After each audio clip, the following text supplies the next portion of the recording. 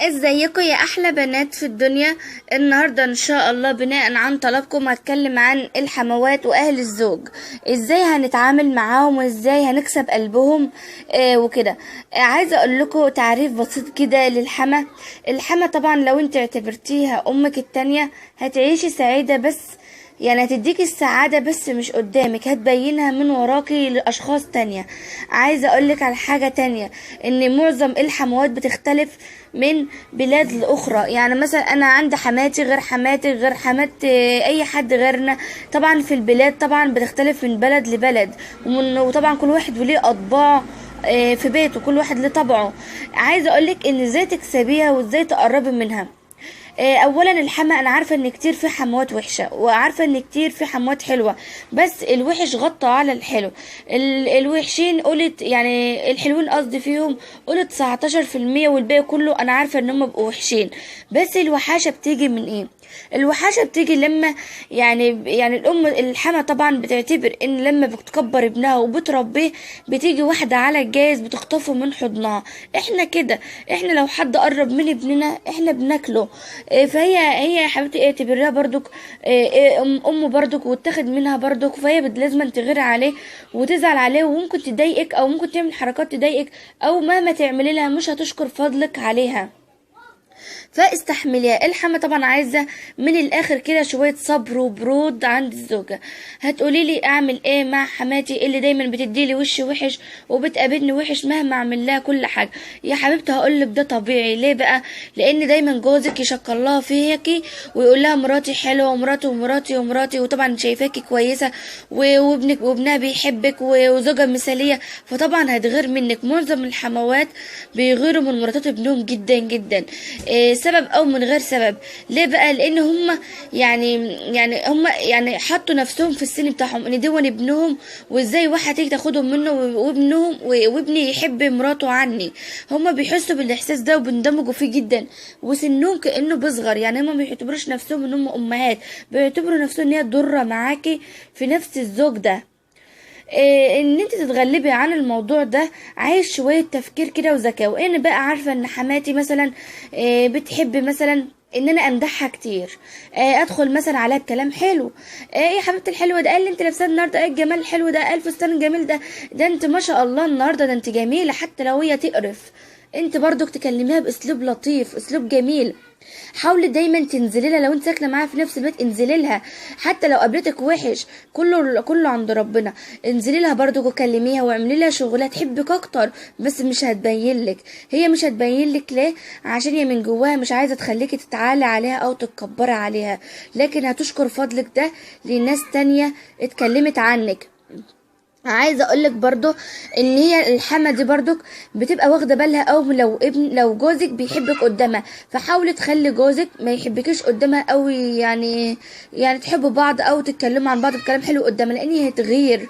حاولي تخلي بينك وبين جوزك خصوصيات، ان انت تخلي قول لجوزي انا نخلي بيننا وبين بعض خصوصيات، ما نبيناش قدام حد يا حبيبي، عشان برضو خاطر الحساسيه وكده.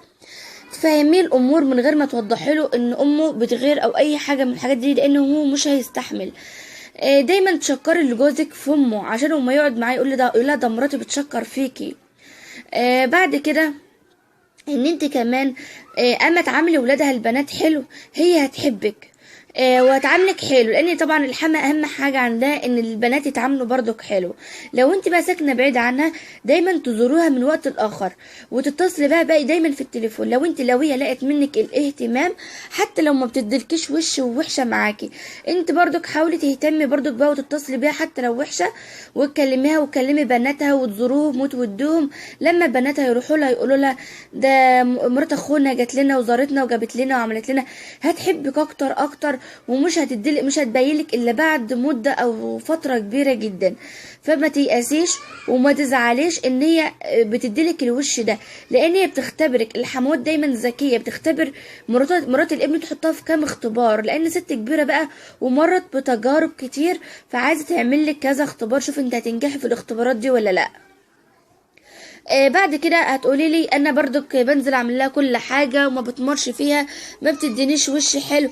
هقول لك يا حبيبتي معلش، هي بس تلاقيكي يعني ممكن تكون انت غلطت في كلمه معاه وقلت لها مثلا ايه، انا جوزي فيه وفيه وفيه وعليه، ما بيحبش يصرف، ما بيحبش يجيب، عامل فيا وضربني الحما دايما ما بتحبش تسمع عن ابنها حاجه وحشه.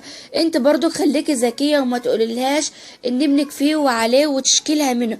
الحمات ما بتحبش اي واحده تقول لها ابنك فيه وعليه، تحب دايما ان انت تشكري في ابنها. ابنك بجد ما تقولهاش بقى بيعمل لك وبيعمل لك عشان هي ما تغيرش، لا انت تقولي لها بجد ونعم التربيه، انتوا ربطيه كويس.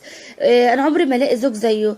بجد انا نفسي اعمل له اكله انت بتعملها له بيحبها، علميني ازاي بتعملي اكله معينه. هي تتبسط منك ان انت عايزه تسعدي ابنها، ان انت عايزه تبسطي ابنها، فهتحبك اكتر، لان مفيش حد في الدنيا يحب ابنك وانت ما تحبهوش. فطبعا انت هي حاولي تكسبي قلبها من النقطه دي، اتعلمي منها اكلات قربي لقلبها. خدها كده وهاتي لها حاجه كويسه، هتدخلي عليها بهديه حلوه لو حسب امكانياتك. من وقت لاخر اوعي تنسي المناسبات بتاعتها اللي هي عيد الام والكلام ده، لان هي بتبقى فاكراه جدا جدا. الحموات بتبقى فاكره قوي المناسبات اللي زي دي. انت بقى بمناسبات من غير مناسبات افتكر الحاجه اللي ناقصاها، مثلا ناقصها طقم في المطبخ هاتهولها، من عبايه حلوه اللي اديها لها، ابسطي بناتها قبل بناتها حلو.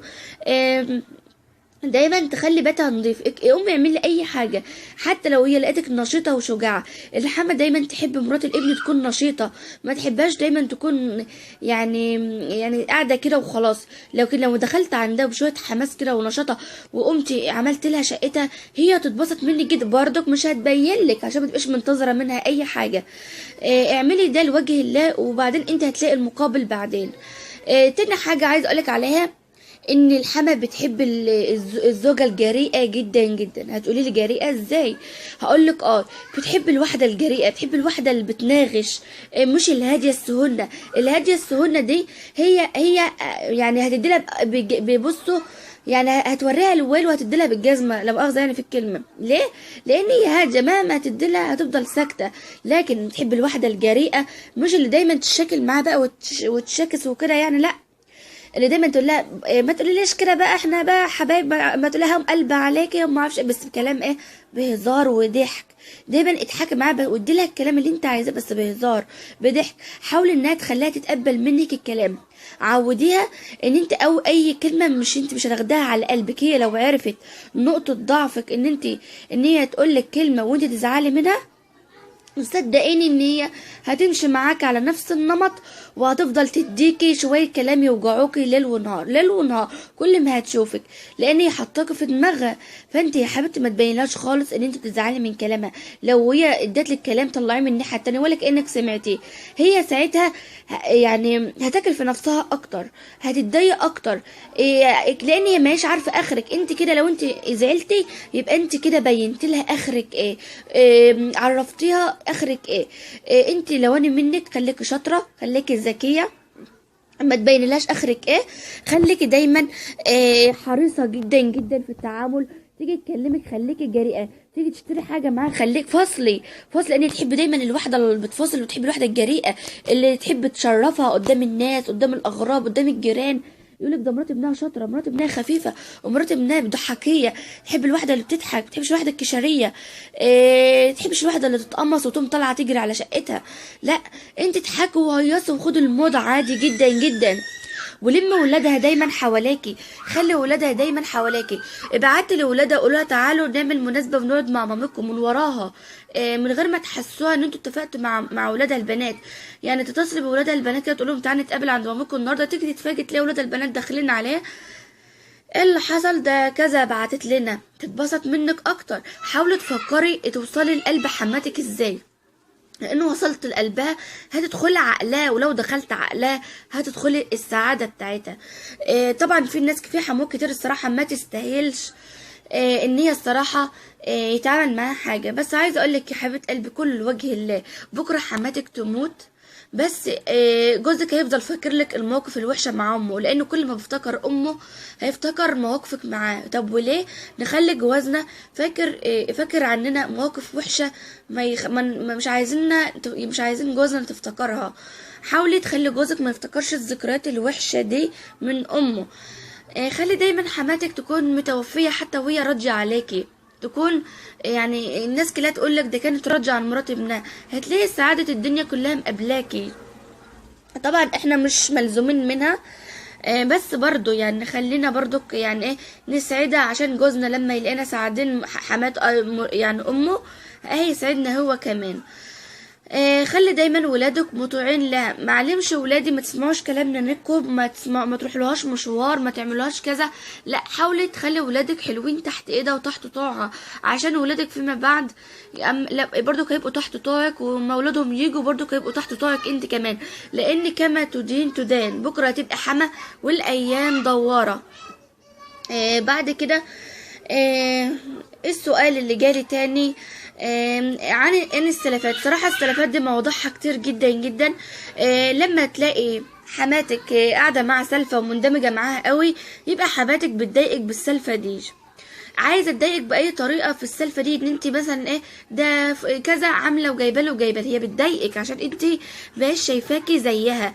انت تحاولي تخليكي ذكيه، انت ما تلاقيها قاعده مع سلفتك اللي بتضايقك بقى دي، تحاولي تشغليها بحاجه تانية. تعالي يا ماما مثلا موريكي حاجه عندي في شقتي، تعالي موريكي عملت لجوزي ايه، تعالي موريكي اكله جديده عملتها، تعالي لما اقولك نعمل في المطبخ بتاعك ايه ونغير شكله، تعالي ما اعمل لك شكل دولابك بشكل تاني شفته وعايزه اعمله لك يا ماما بطريقه تانية. حاولي تشغليها، حاولي تشغلي قلبها بيكي، حاولي تخليها تفكر فيكي، حاولي تخلي حماتك يعني ما يعديش يوم الا وهي مستنيه تليفونك، مستنيه طلتك الحلوه عليها، مستنياك تخبطها عليها، حتى لو هي بتديلك ريق وحش بس هي من جواها بتستناكي، هي من جواها عايزه تشوف انت لو هي عاملتك وحش انت هتجيلها تاني ولا لا، عايزه تعرف انت جواك ايه. حاولي ما تقوليلاش اسرار بيتك كلها، يعني حاولي تندمجي تحكي لها وتقولي لها برضو انا عايزه يا ماما في مشكله بيني وبين جوزي، ممكن تحلها لي، ممكن تتدخلي في حياتي وتقولي لي احلها ازاي، انت امي وانت مش هتضرريني في الكلام. حاولي تقولي لي ازاي احل مشكلتي. هي تتبسط جدا ان انت مدخلاها في امور حياتك، وان انت بتخليها يعني شريكه معاك، وان انت عايزه تسمعي منها رايها وتاخدي منها حل لمشكلتك، تتبسط جدا.